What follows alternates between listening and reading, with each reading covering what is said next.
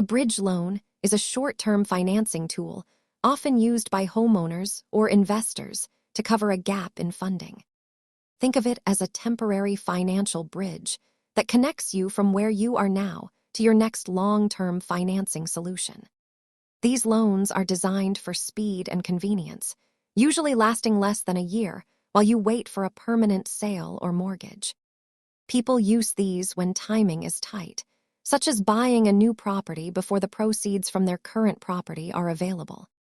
Unlike a standard mortgage, bridge loans prioritize speed over low costs, which is why they often come with higher interest rates and fees. The cost of convenience is high.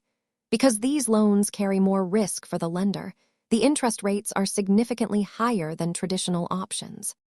Always remember that a bridge loan is a temporary stopgap. Have a clear exit strategy in place before you commit to one. Bridge loans can be powerful, but proceed with caution. Check with your lender to see if this fits your specific situation. Thanks for watching.